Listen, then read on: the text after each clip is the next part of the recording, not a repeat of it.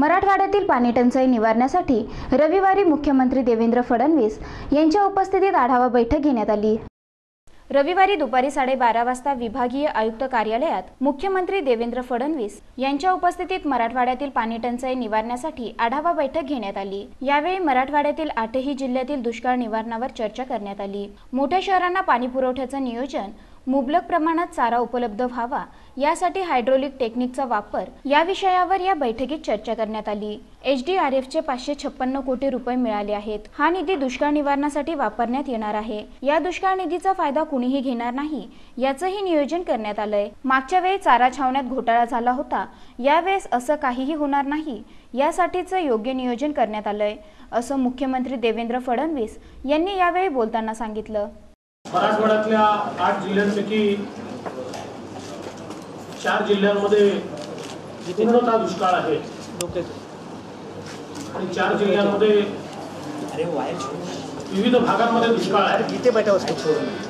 त्यामुळे कमी अधिक प्रमाणात संपूर्ण मराठवाडा हा दुष्काळाच्या जिल्ह्यामध्ये या ठिकाणी आलेला आहे आणि म्हणून याच्या संदर्भात अतिशय प्रदीर्घ अशी चर्चा आणि त्याच्या उपाययोजना या संदर्भात करण्यात आली। प्रामुख्यानं पिण्याच्या पाण्याचं नियोजन काय करता येईल या संदर्भात चर्चा झाली, ज्यामध्ये साधारणपणे सगळ्या जिल्ह्यांनी पाण्याचं नियोजन केलेलं आहे। मोठ्या शहरांना पाणी कुठनं देता येईल, गावांना कुठनं देता येईल, टँकरने द्यायचं झालं तर टँकर कुठनं भरावे लागतील, अशा प्रकारचं रिसोर्स मॅपिंग करून त्याचा देखील पूर्णपणे नियोजन करण्यात आलंय। लातूर सारख्या शहरामध्ये जिथे सर्वात भयानक स्थिती आहे त्या ठिकाणी रेल्वेने पाणी आणावं लागलं तर त्याच्याही 2 उपाययोजना काय असू शकतात, त्या कुठनं आणता येतील याचंही प्लॅनिंग हे करण्यात आलेलं आहे आणि त्यामुळे सगळ्या भागांमध्ये टँकरच्या माध्यमातून किंवा इतर स्रोतातनं या दुष्काळाच्या काळामध्ये पिण्याचं पाणी पुरवण्याच्या संदर्भातली योजना तयार झाली आहे। हे करत असताना जनावरांना देखील पाणी मिळालं पाहिजे याचंही प्लॅनिंग हे करण्यात आलेलं आहे। चाऱ्याच्या टंचाईच्या संदर्भात देखील मोठ्या प्रमाणात वैरण विकास कार्यक्रम हा आपण राबवतो। त्यासोबत हायड्रोपोनिक ही जे नवीन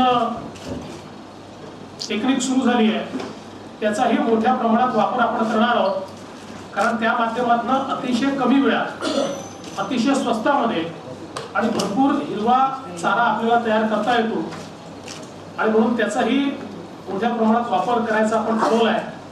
त्यामुळे जवळजवळ चाऱ्याचं नियोजन देखील हे करण्यात आलेलं आहे। त्यासोबत चारा छावण्या सुरू करण्याच्या संदर्भातलं नियोजन केलं आहे आणि हे नियोजन करताना जिल्हाधिकाऱ्यांना आम्ही सूचना दिल्या आहेत की या चारा छावण्यांच्या माध्यमातून मागच्या वेळी खूप मोठ्या प्रमाणात भ्रष्टाचार झाला आणि त्यामुळे त्याचं योग्य नियोजन झालं पाहिजे आणि त्या प्रकारचं नियोजन हे जिल्हाधिकाऱ्यांनी आपापल्या स्तरावर केलेलं आहे, जेणेकरून चारा छावण्यामध्ये जनावरांनाच पुरण मिळेल, इतरांना पुरण मिळणार नाही, अशा प्रकारचा पूर्ण नियोजन हे या ठिकाणी आता यावेळी आपण केलेलं आहे।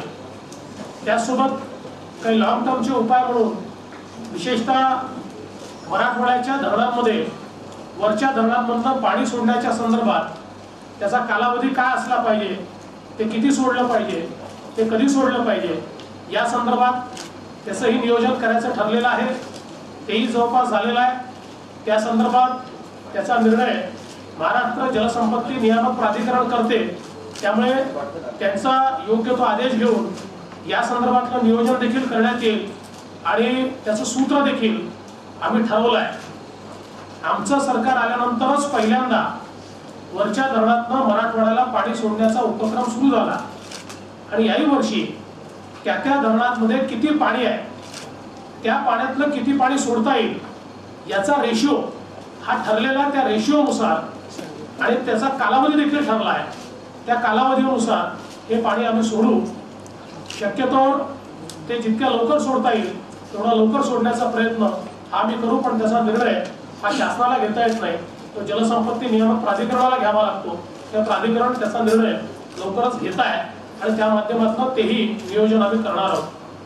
त्यासोबत असाही निर्णय आम्ही केला आहे की आता जिथे मोठ्या प्रमाणात दुष्काळ आहे त्या ठिकाणी नरेगाची कामं ही मोठ्या प्रमाणात सुरू करायची आणि त्याच्यामध्ये आवश्यकता असेल तर रेशोमध्ये देखील बदल करून खूप मोठ्या प्रमाणात त्या ठिकाणी आम्ही कामं हाती घेणार आहोत.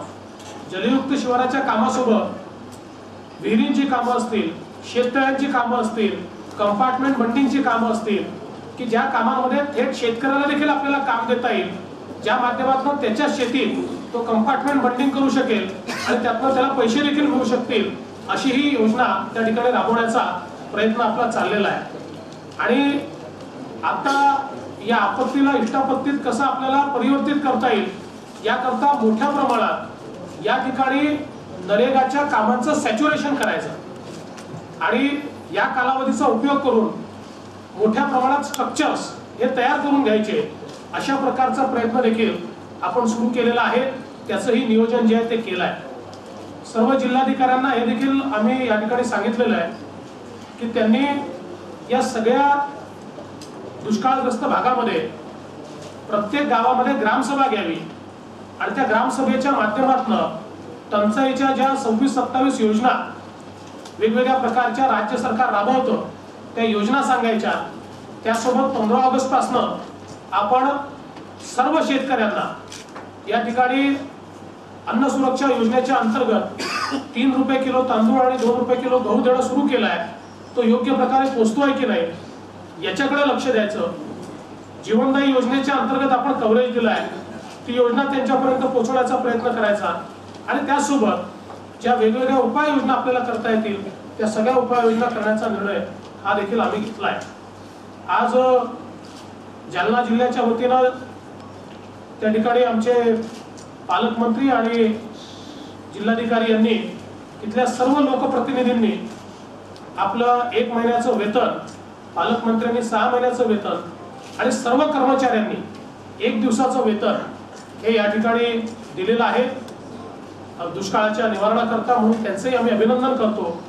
आणि आपल्या सगळ्यांच्या माध्यमातून ज्या चांगल्या स्वयंसेवी संघटना आहेत यांना अशी विनंती आहे की त्यांनी चारा छावण्या उघडण्याच्या संदर्भात शासनाने जी योजना सुरू केलेली आहे त्या योजनेच्या अंतर्गत त्यांनी त्या ठिकाणी पार्टिसिपेट करावं, कारण या माध्यमातून सेवाभावी आणि चांगल्या संस्था आल्या तर निश्चितपणे आपण शेतकऱ्याला मदत करू शकू.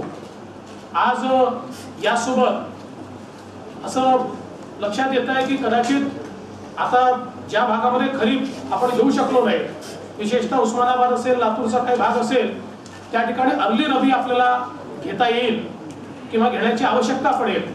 तर त्याकरता देखील साधारणपणे सप्टेंबर महिन्यामध्ये त्याचा अंदाज घेऊन त्याचं नियोजन जिल्हाधिकाऱ्यांनी करायचं आहे. त्याकरता बियाणं किती लागेल, खतं किती लागतील, काय व्यवस्था लागतील, या व्यवस्थांची संपूर्ण तयारी ही त्या ठिकाणी जिल्हाधिकाऱ्यांनी करायची आहे. त्या सगळ्या व्यवस्था या आपण उपलब्ध करून देणार आहोत. त्यासोबत केंद्र सरकारला आम्ही ही विनंती करणार आहोत की दुष्काळाचा हा भाग असल्यामुळे अर्ली रबी करता एक विशेष बाब म्हणून त्यांनी जी विम्याची योजना आहे ती योजना, कारण त्याच्या तारखा आपल्या ठरलेल्या असतात आणि त्यामुळे त्याला ते विम्याचं कवच यालाही त्यांनी आपल्याला उपलब्ध करून द्यावं, अशा प्रकारचं आपण केंद्र सरकारला निवेदन करणार आहोत. केंद्र सरकारने आपल्याला दुष्काळ निवारण निधीमध्ये SDRF मंजूर केलेला आहे, NDRF. त्यामध्ये जवळजवळ 556 कोटी रुपये आपल्याला आता यातले मिळालेले आहेत. पुढचाही निधी आपल्याला मिळणार आहे. तातडीनं पाणी पुरवठ्याच्या संदर्भात जुने सगळे काही देणे आहेत ते देण्याचा निर्णय केलेला आहे. भविष्यात देखील आता साधारणपणे अंदाज आलाय की पाऊस आला तर किती पाणी पुरवठा करावा लागेल, नाही आला तर किती करावा लागेल, त्याचं सगळं ऍडव्हान्स मध्ये नियोजन निधीचं हे राज्य सरकारच्या वतीनं केलं जाणार आहे. त्यामुळे दुष्काळाच्या उपाययोजना करण्याकरता कुठल्याही जिल्हाधिकाऱ्याकडे बिलं थकीत राहणार नाहीत किंवा पैशाची कमतरता पडणार नाही, अशा प्रकारचं संपूर्ण नियोजन हे या ठिकाणी आम्ही केलेलं आहे. सगळे आमचे मंत्री मराठवाड्यातले हे सगळ्या जिल्ह्यांमध्ये जाऊन आलेले आहेत. तिथे उपाययोजना काय केल्या पाहिजेत याची माहिती त्यांनी घेतलेली आहे. त्या ठिकाणी इन्स्ट्रक्शन्स दिलेले आहेत. त्या स्तरावर योग्य अशा प्रकारच्या त्याच्या संदर्भातल्या ज्या काही तरतुदी आहेत त्या केलेल्या आहेत. साधारणपणे पुढच्या महिन्यामध्ये मी देखील स्वतः या भागाचा दौरा करणार आहे आणि आम्ही हाही निर्णय घेतलेला आहे की सप्टेंबर महिन्यामध्ये एक कॅबिनेट हे आम्ही मराठवाड्यामध्ये घेणार आहोत की ज्या कॅबिनेटच्या माध्यमातून मराठवाड्यातल्या टंचाईच्या संदर्भातले तर निर्णय आता आम्ही केलेच आहे, पण एक दीर्घकालीन नियोजन मराठवाड्याचं जे आहे त्या नियोजनाचा या कॅबिनेटच्या माध्यमातून आम्ही विचार करणार आहोत. आणि मला असं वाटतं की राज्य सरकारचं पूर्णपणे या टंचाईच्या परिस्थितीकडे, दुष्काळाच्या परिस्थितीकडे लक्ष आहे. त्याचं नियोजन आम्ही करतो. नियोजन करताना एकच काळजी घेतो की ज्या प्रकारे दुष्काळ आवडे सर्वांना, अशा प्रकारे त्या दुष्काळातनं काही लोक फायदा घेण्याचा प्रयत्न करतात, तो मात्र यावेळेस घेता येऊ नये याकरता अतिशय पारदर्शी अशा प्रकारची यंत्रणा यावेळी आम्ही उभी केली.